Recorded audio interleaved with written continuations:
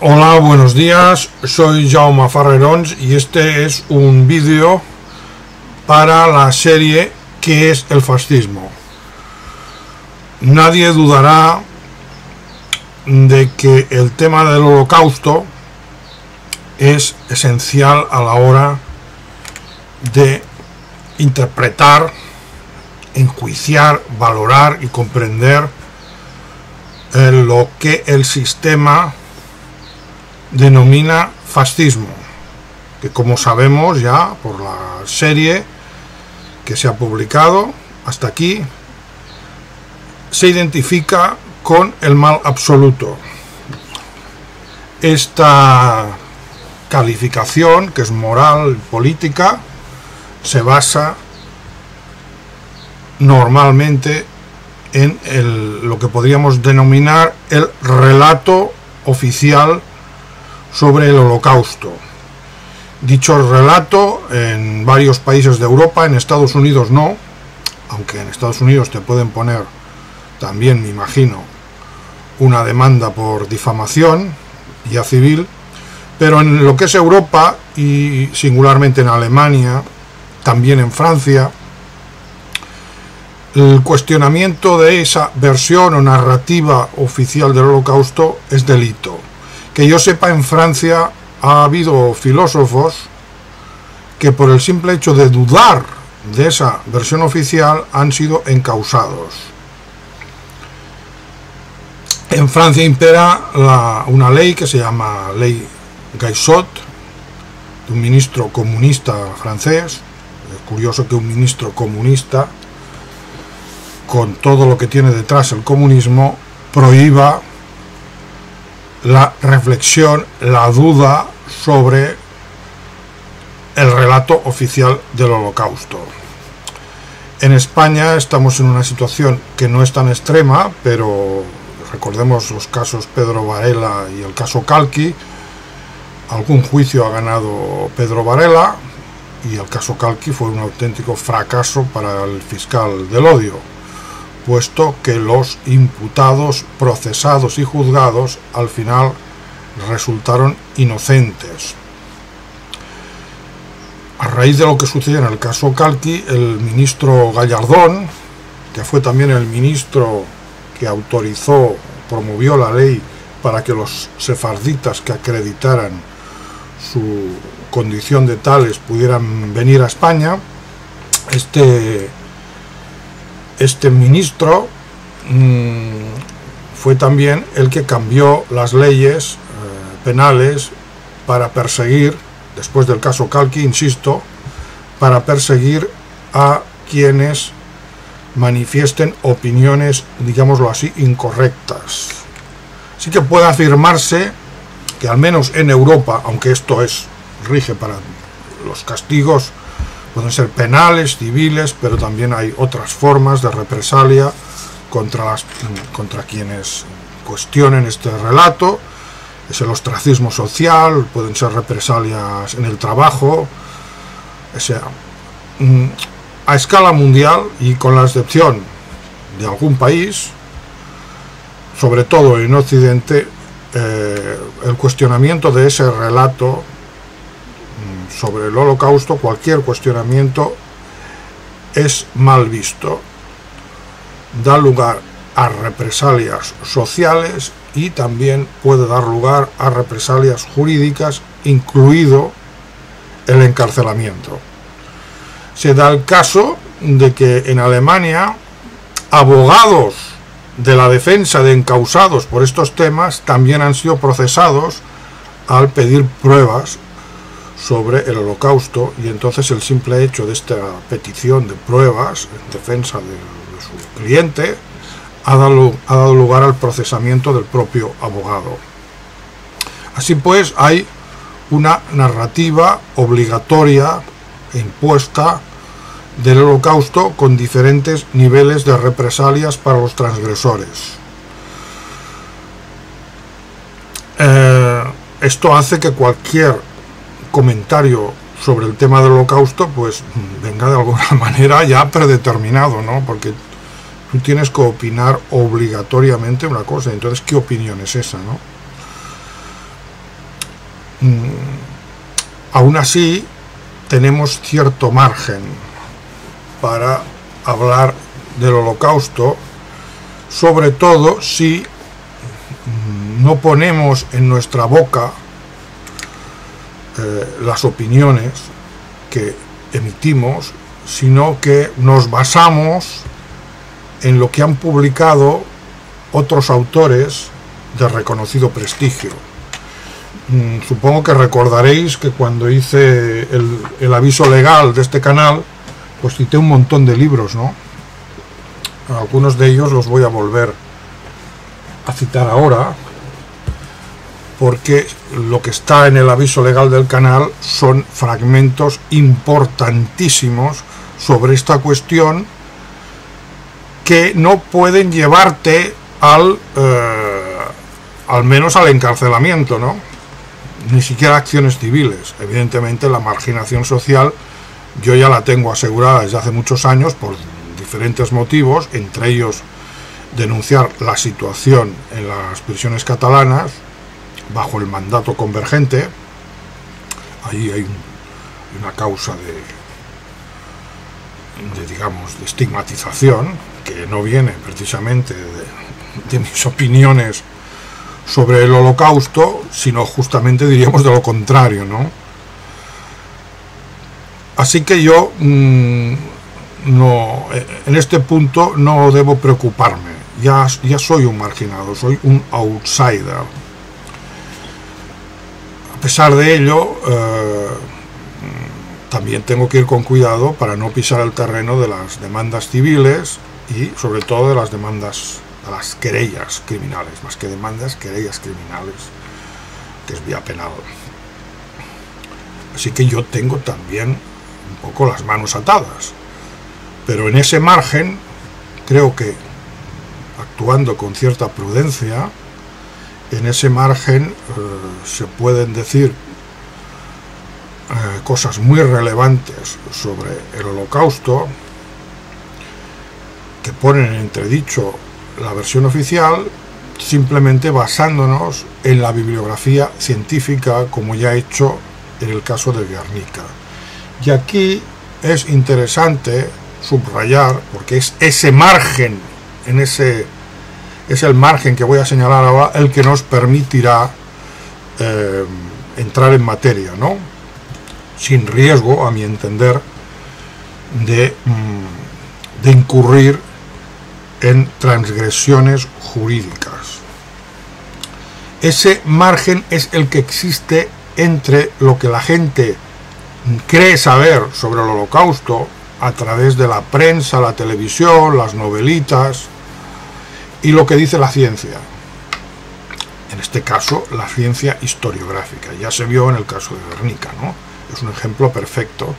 Tenemos a un periodista afirmando que Guernica fue el bombardeo de terror que caracterizó la actuación de la aviación alemana, que, digamos, empezaron ellos y además experimentaron aquí en España, y luego vimos, acudiendo a la bibliografía, que esto es falso. El bombardeo de Guernica no fue un bombardeo terrorista contra la población civil, sino un bombardeo contra un objetivo militar que provocó algunas víctimas civiles, más o menos, pero no tenía como objeto la población civil, mientras que los bombardeos angloamericanos en la Segunda Guerra Mundial sí que tenían como objetivo la población civil, es decir, exterminar al mayor número posible de civiles. Y mi interpretación del Holocausto es este hecho, que además formaba parte de un plan de exterminio del pueblo alemán que está publicado, se llama Germany must perish, Alemania debe perecer, tiene relación con el Holocausto, pero yo no puedo explicar esa relación con lo que se llama Holocausto, sean cuales fueren sus dimensiones, los métodos que se utilizaron, dejémoslo así difuso. Habría una relación, digamos, entre ese plan de exterminio del pueblo alemán, que fue, digo, publicado y fue conocido por las autoridades nacionalsocialistas, y lo que luego sucedió vamos a dejarlo así, en los campos de concentración alemanes. Esta relación no la puedo explicar porque podría incurrir en delito, pero la tengo perfectamente fundamentada, e incluso ustedes pueden encontrar trazas de la misma en mi tesis doctoral. Pues bien, hay un abismo entre lo que la gente cree saber, repito, como en el caso de Guernica, a través de la prensa, las películas, las novelas, y lo que la ciencia reconoce sobre el Holocausto. Uno de los datos más abrumadores en relación con la narrativa oficial del Holocausto es que no había cámaras de gas en cámaras de gas homicidas, me refiero, en los campos de concentración,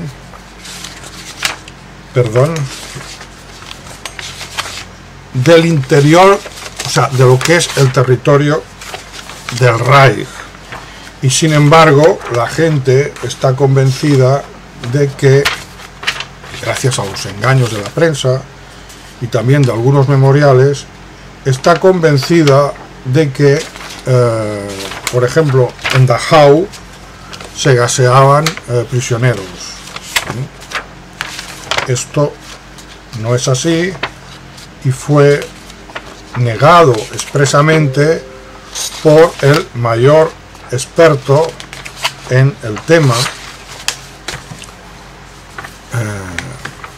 en Alemania, que era director del Instituto de Historia Contemporánea de Múnich, o sea, estamos hablando de un historiador oficial, y encima refutado. Pues bien, este señor, el 19 de agosto de 1960, en el diario Die Zeit, y aún podéis encontrar el artículo, publicaba que un artículo en alemán, que yo les traduzco el título: ni en Dachau, ni en Bergen-Belsen, ni en Buchenwald fueron gaseados judíos ni otros detenidos. En alemán es keine Vergasung in Dachau. In Dachau.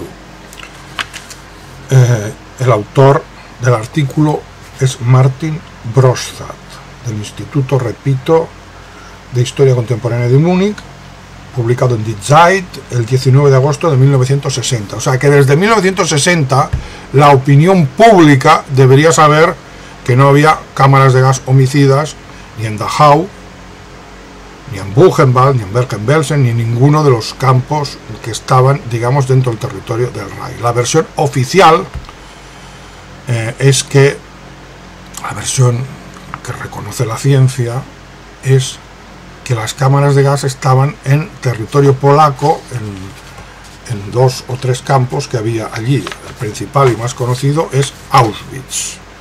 Luego ya veremos qué queda, según las fuentes científicas, qué queda de esas cámaras de gas en la zona que acabo de indicar, que estaba fuera, repito, del territorio del Reich.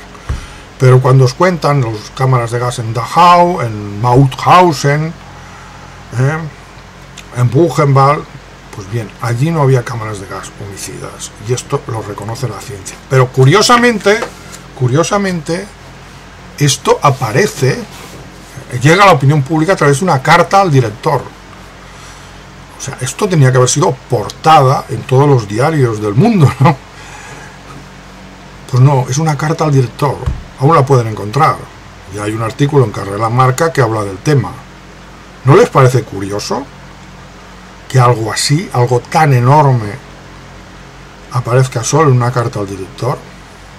A mí ya me lo parece. Entonces, en esa misma carta, el propio Martin Brostad reconoce que existe un abismo o una brecha, ahora no recuerdo la palabra exacta que utiliza, el artículo está todo traducido en Carrera Marca, ya se lo lanzaré en la descripción de este vídeo y ustedes lo podrán leer. Que hay un abismo entre lo que la ciencia puede decir sobre el Holocausto y lo que los medios de comunicación publican. Y cuando digo medio de comunicación, los diarios, repito, la televisión y toda esa literatura de novelitas inspirada en hechos reales, pero que no se comprometen a nada porque está solo inspirada, o sea que pueden poner lo que quiera, películas. Y entonces este abismo, esta brecha, vamos a decirlo así, este espacio es por sí solo suficiente para que la gente que ha sido adoctrinada por unos medios de comunicación cuya propiedad ya sabemos cuál es, y hablamos de ese tema, os les remito al vídeo correspondiente, nos han enseñado sobre, entre comillas, la narrativa, o yo diría ideología del Holocausto, ¿no? Y el primer dato es este: no había ninguna cámara de gas homicida, o sea, destinada, había una cámara para despiojar ropa, la ropa de los presos, pero no para gasear a los internos del campo de concentración. Y como ese, el resto de los campos, los más conocidos, con la excepción de Auschwitz y alguno más en Polonia, que estaban fuera del territorio del Reich. Entonces, en todo lo que se refiere al Holocausto, la historiografía está dividida. Digamos, primero hay dos campos: la historiografía oficial y la historiografía que queda fuera, pero es historiografía también, queda fuera de lo que es la versión oficial y que es perseguida, esa historiografía es perseguida por las autoridades, al menos en algunos países de Europa, perseguida incluso penalmente. En el campo de la historiografía oficial tenemos dos escuelas: la escuela intencionalista y la escuela funcionalista. En el campo de la historiografía no oficial tenemos a los autores revisionistas y a los autores negacionistas. Yo sobre estas dos escuelas no voy a hablar porque incurriría en delito, al menos por lo que respecta a la escuela negacionista, que además yo no comparto, porque yo creo que sí que hubo persecución de los judíos en Alemania. La cuestión es las dimensiones de esa persecución, los métodos y sobre todo la interpretación, y ahí no lo puedo decir porque sería delito, no lo puedo decir. En la parte interpretativa de esa persecución, ya repito que me colocaría en el radio de acción de la Fiscalía del Odio. Creo que podría ser así. Y entonces, ¿qué nos queda? ¿Qué nos queda? Pues nos quedan las dos escuelas oficiales. Y dentro de las escuelas oficiales hay que señalar que existe la escuela funcionalista. Y la escuela funcionalista pues tiene a autores, promotores, representantes como el propio Martin Brostad, que he citado antes. Escuela funcionalista significa que no hubo un plan ordenado desde la cúpula del Estado alemán para exterminar a los judíos, sino que los judíos que fueron perseguidos, ahora no entro en las cantidades, de momento no entro en las cantidades ni en los métodos, que hay mucho que hablar, sino en cuál es la naturaleza de lo que se podría llamar el Holocausto.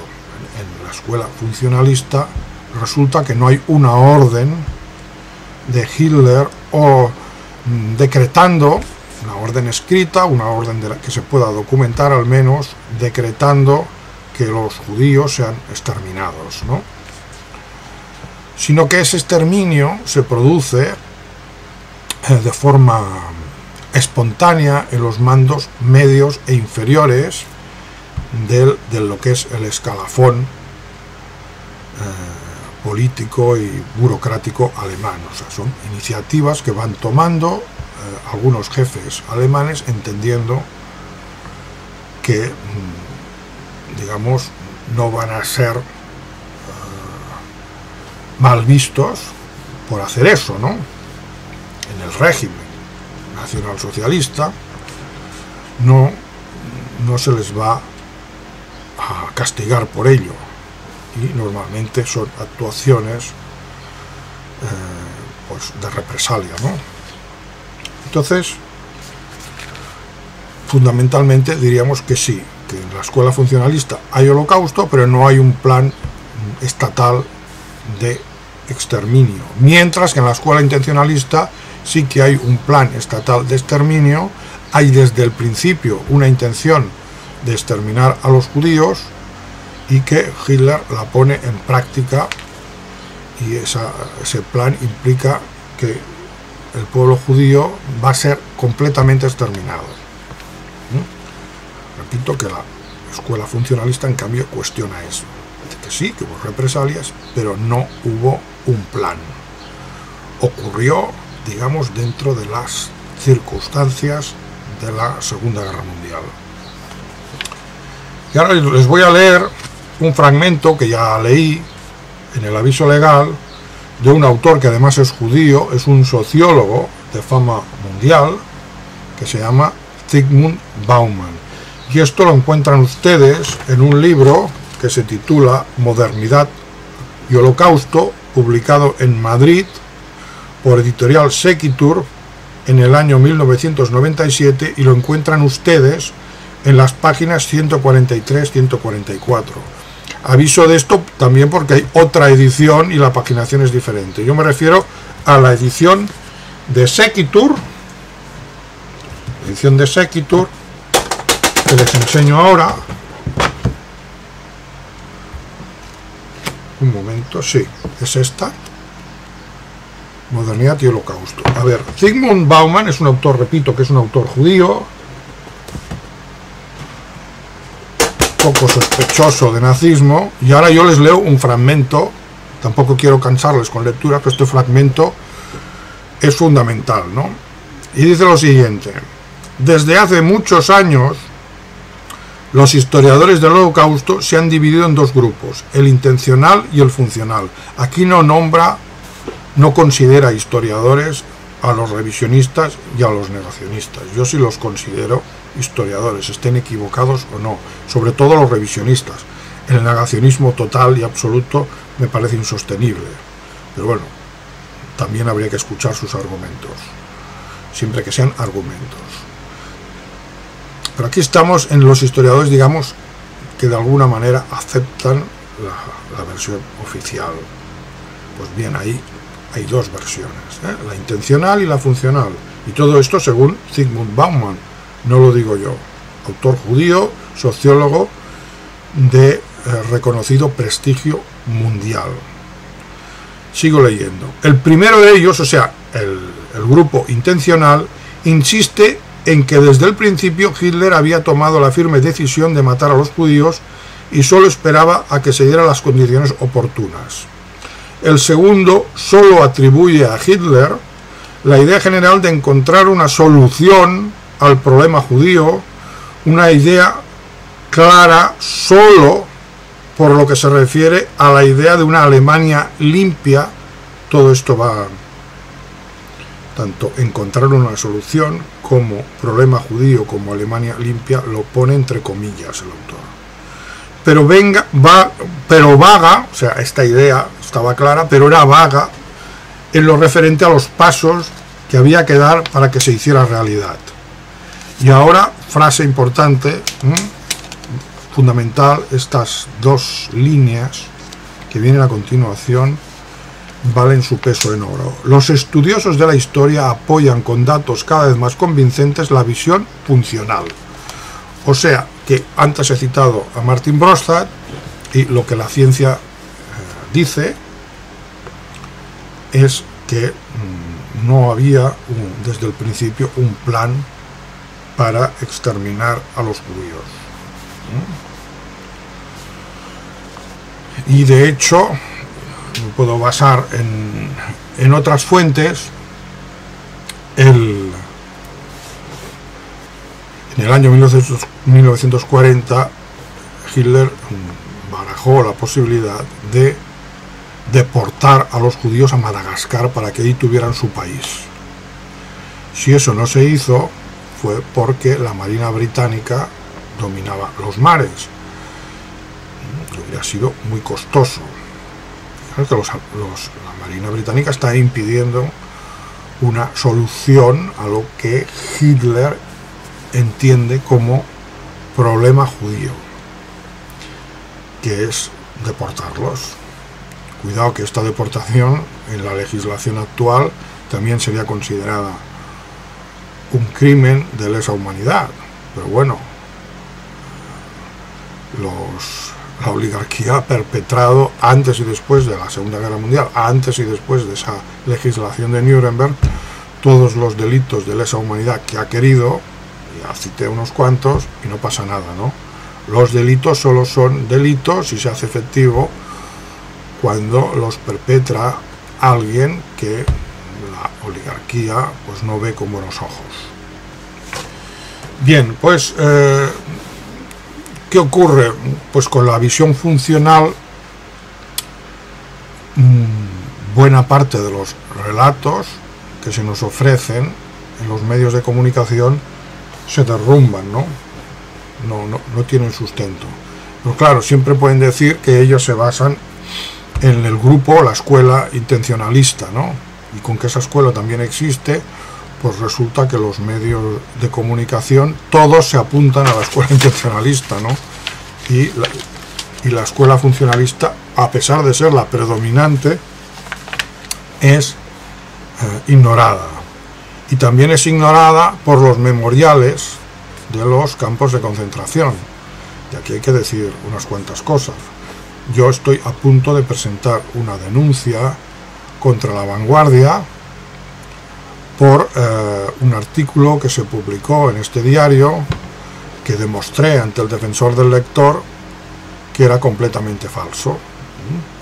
Y el defensor del lector me dijo que él se basaba en lo que decía el memorial, creo recordar que era del campo de Mauthausen, donde se hablaba del gaseamiento de un filósofo catalán que tenía escrito un ensayo defendiendo la mentira, curiosamente.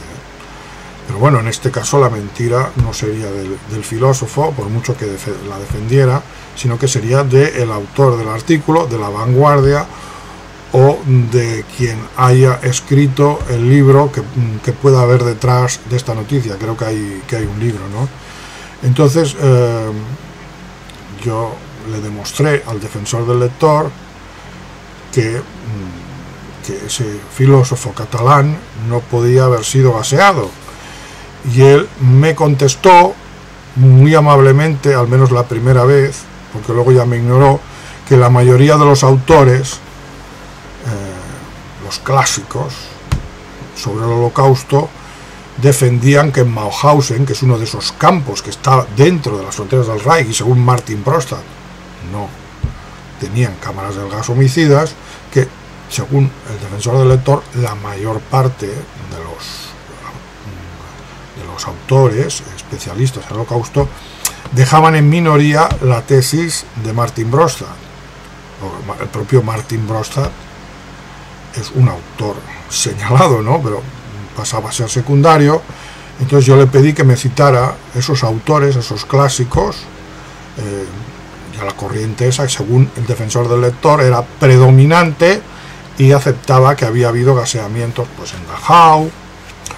No fue capaz de citarme ninguno.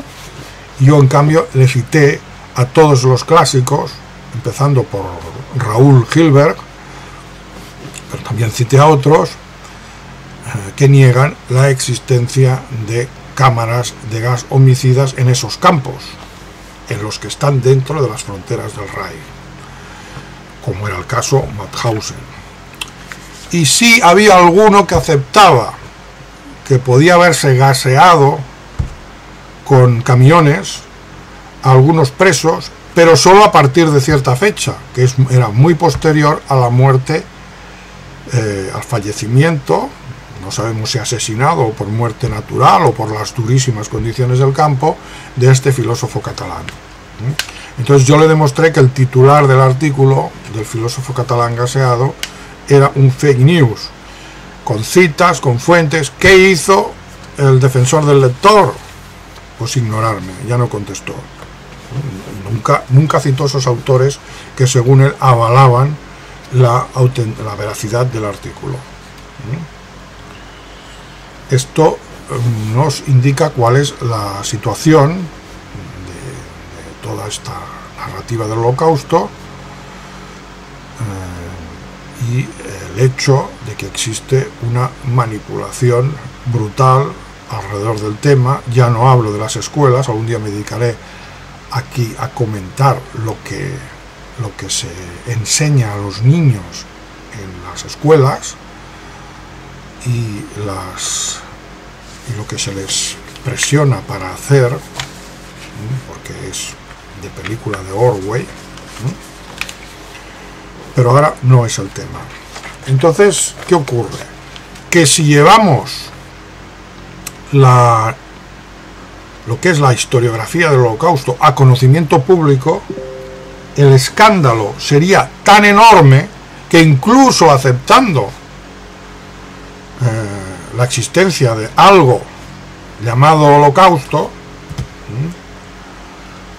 el mito o la ideología forjada alrededor de este hecho, que indudablemente existió, porque sí que hubo, repito, sí que hubo persecución de los judíos bajo el nazismo, se derrumbaría. En su versión actual no se sostendría y nos haría dudar de muchas otras afirmaciones que se hacen al menos desde los medios de comunicación. Al respecto tengo también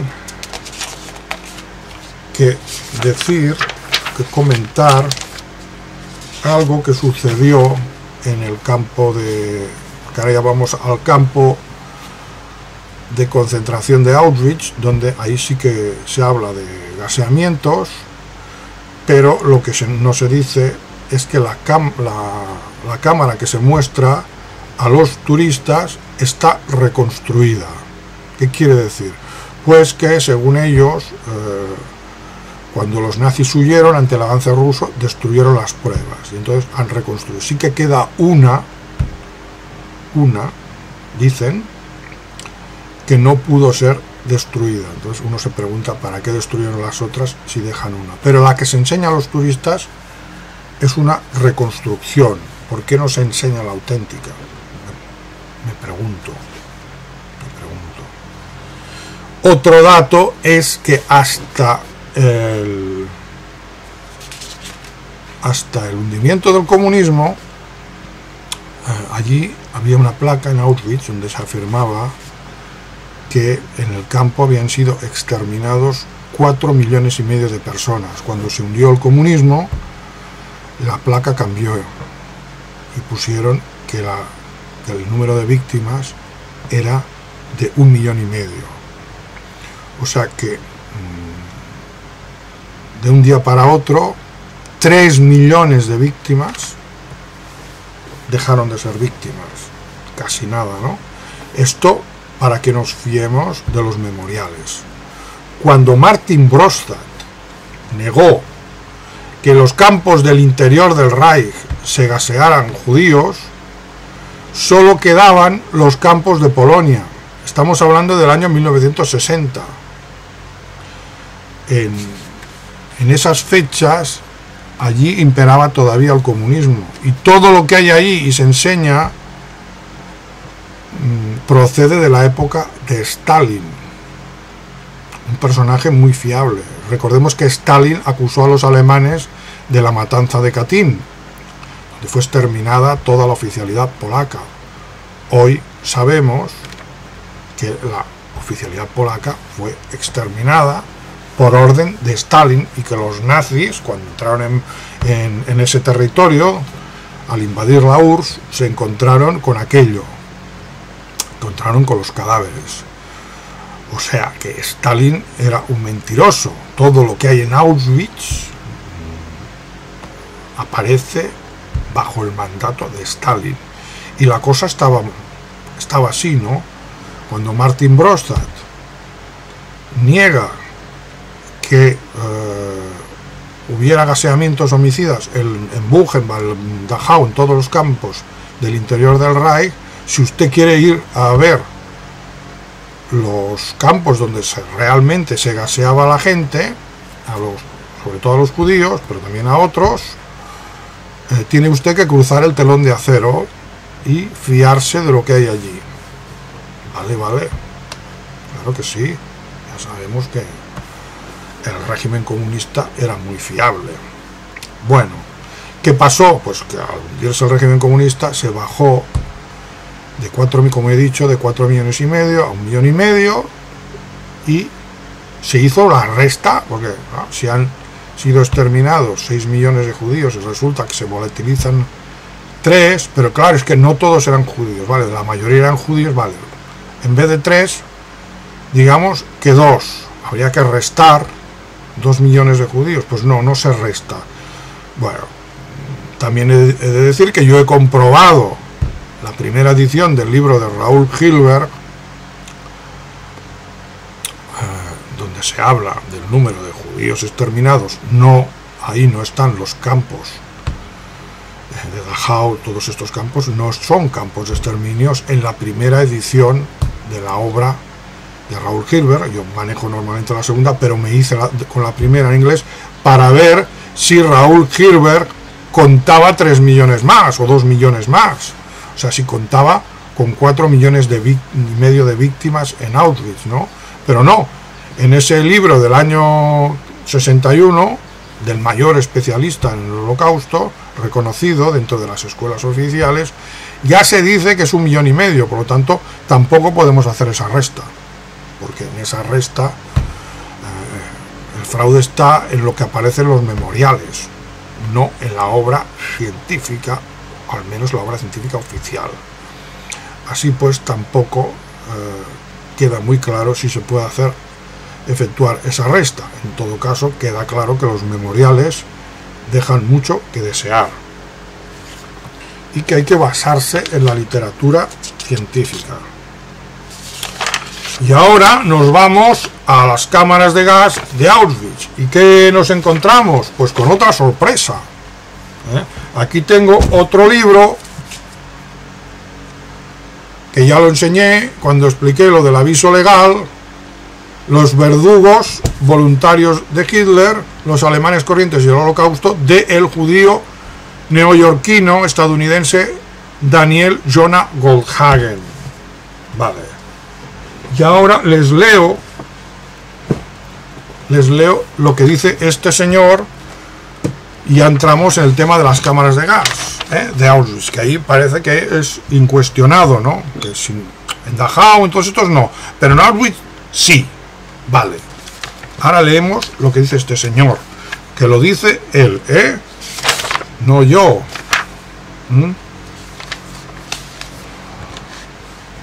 Seguramente está equivocado, pero el libro lo pueden comprar en las librerías. El fiscal del odio no ha perseguido a este autor y lo ha retirado. Vale. Suele creerse, estoy leyendo, luego les diré la cita y la fuente. Suele creerse que los alemanes mataron a los judíos por lo general en cámaras de gas, y que sin estas, los medios modernos de transporte y una burocracia eficaz, los alemanes no habrían podido matar a millones de judíos.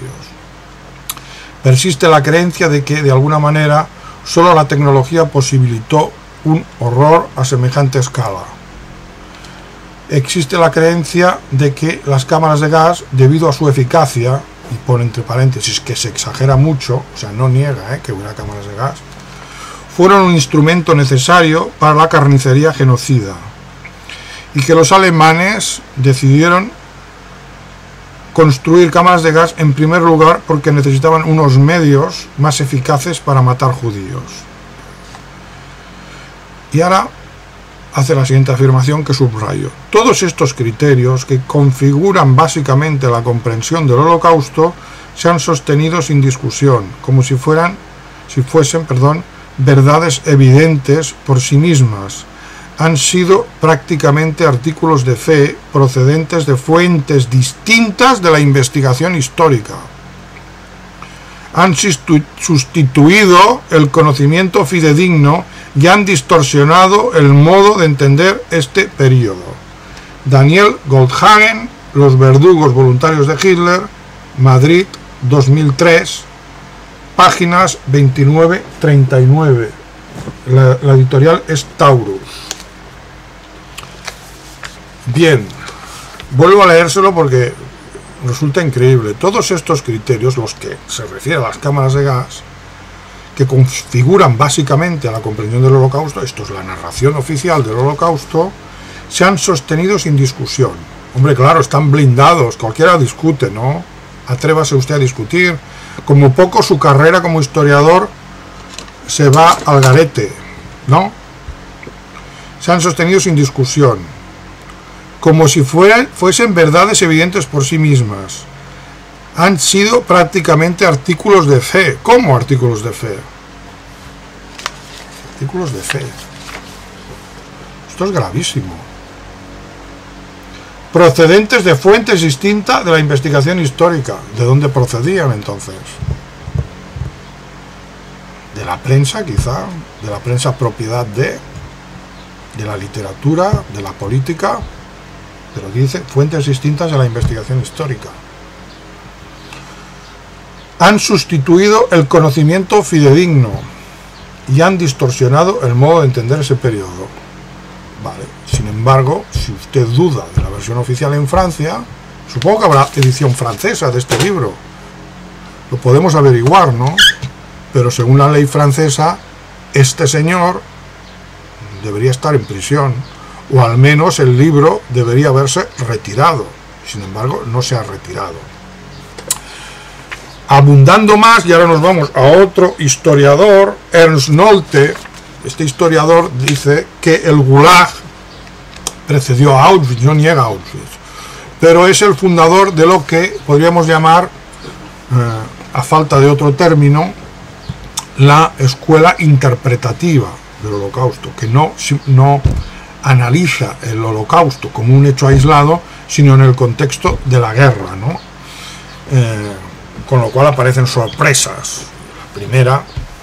La primera es que el Gulag precedió a Auschwitz y que el fascismo en general es una reacción a las atrocidades del comunismo. Es decir, el fascismo surge para proteger a Europa de la expansión del bolchevismo, pero no porque se trate de fuerzas reaccionarias que quieren defender los privilegios, no, porque es una amenaza para la civilización.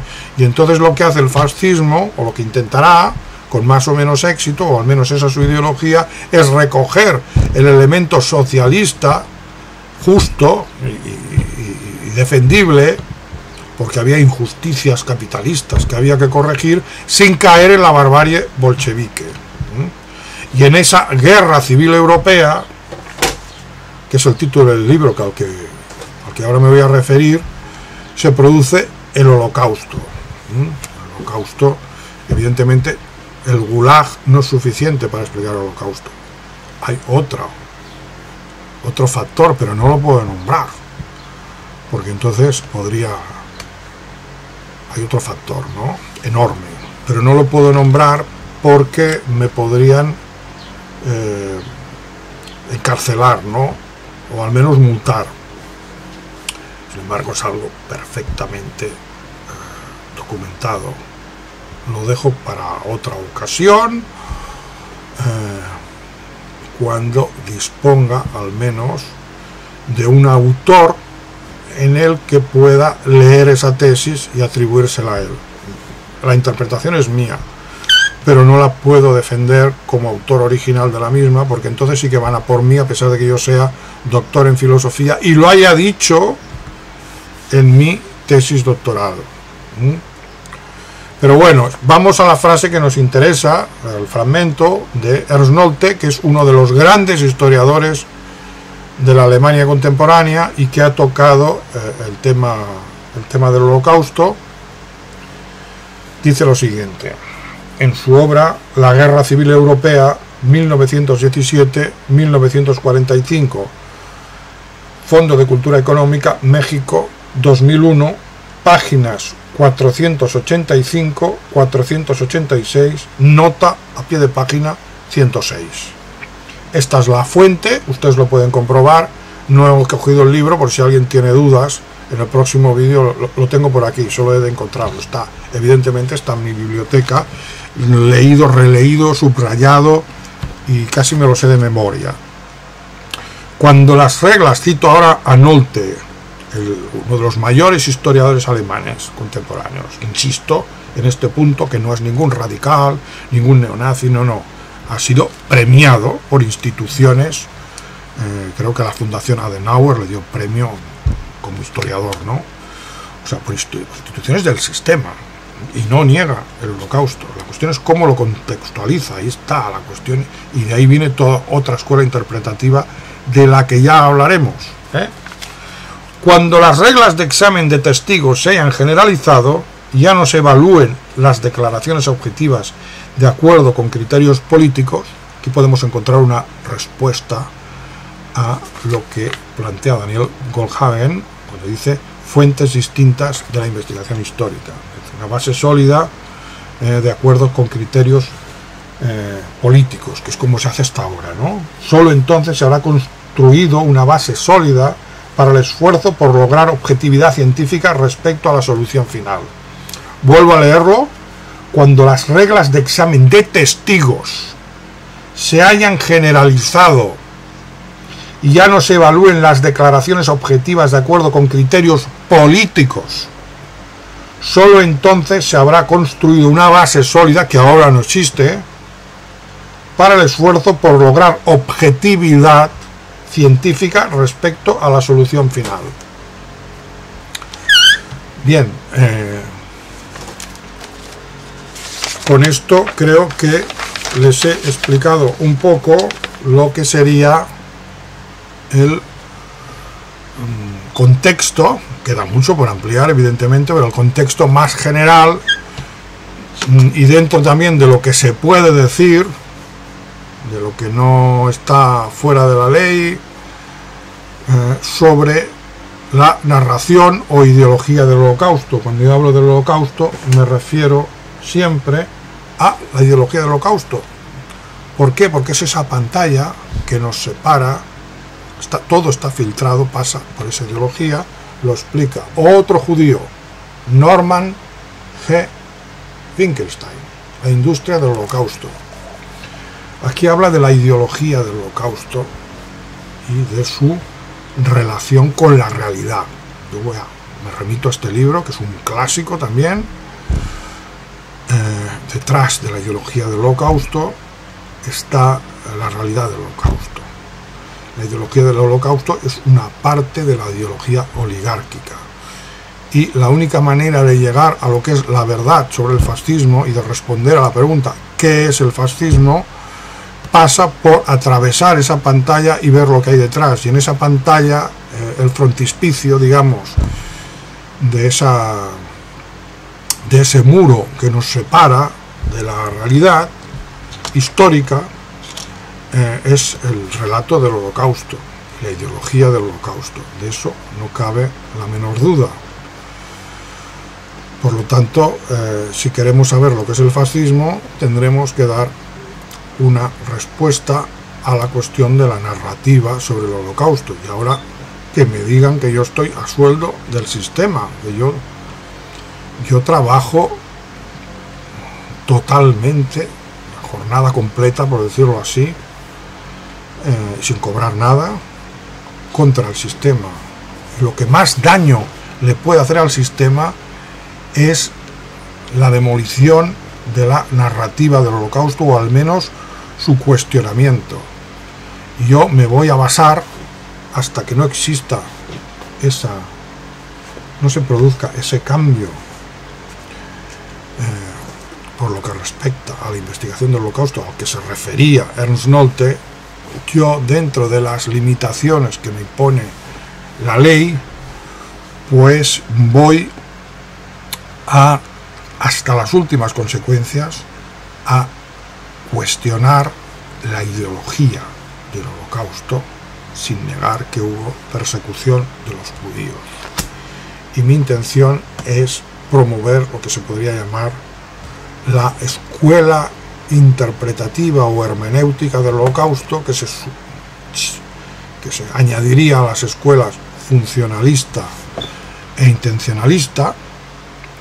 Tendría que haber una escuela hermenéutica que, sin entrar en lo que es las dimensiones del hecho y sus características, estudiar el entorno en el que se produce, dando por supuesto que hubo unas represalias, pero ver cómo aparece eso, por qué aparece en el contexto del comunismo primero y de la Segunda Guerra Mundial después, porque esa es la clave de la comprensión del Holocausto. Hay unas escuelas críticas que van a cuestionar los hechos en sí, incluso alguna niega todos los hechos en que se basan las interpretaciones oficiales. Yo no los niego, considero que eso es un error gravísimo, pero luego, si tú dejas los hechos, los pones bajo un interrogante, diciendo que los hechos, pues hasta que no pase lo que dice Ernst Nolte, no podremos saberlo, no podremos determinar con más exactitud cuáles son esos hechos. Entonces, ahí se deja en interrogante, se reconoce que hubo persecución, pero no se entra en los detalles, en los métodos, en el número de víctimas, etc. Lo que se quiere es analizar el contexto en que se desata esa persecución para entender lo que realmente sucedió y por qué, que eso no cayó del cielo. Bien, esto actualmente no se puede hacer, porque si se entrara en este tipo de análisis, tienen ya preparado otra cláusula del Código Penal, otro tipo penal, que es el de banalización, ¿no?, del Holocausto. Si tú dices que ocurrió por esto, parece que lo estés justificando. Yo no justifico nada, pero las cosas suceden por algún motivo. Máxime si aceptamos, como acepto yo, lo que es la escuela funcionalista, o sea, que no había una intención ya clara de exterminar a los judíos, sino que lo que quería Hitler era deshacerse de ellos, deportándolos, por caso, como el plan, como queda acreditado por el plan Madagascar. Una vez aceptada la escuela funcionalista, nos hemos de preguntar en qué momento eso cambia y se aplican a los judíos una serie de medidas que llevarán a la muerte, al asesinato de muchos de ellos. No entro ahora en las cifras. Esa sería la escuela hermenéutica basada en la aportación funcionalista, y por ahí tendría que tirar yo si se diera la circunstancia que esperaba Ernst Nolte que se produjera, la despenalización de la investigación o del cuestionamiento de la narrativa oficial del Holocausto. Este tema lo iremos desarrollando sin transgredir nunca la legalidad. Llegaré hasta donde pueda, pero les aseguro que hasta donde puedo llegar, los efectos en el momento en que esta información se difundiera serían muy graves para la legitimación del sistema oligárquico criminal que nos gobierna a los europeos y a todo el hemisferio occidental desde el final de la Segunda Guerra Mundial. Llegamos hoy hasta aquí, continuaremos con ello. Gracias, buenos días y hasta la próxima.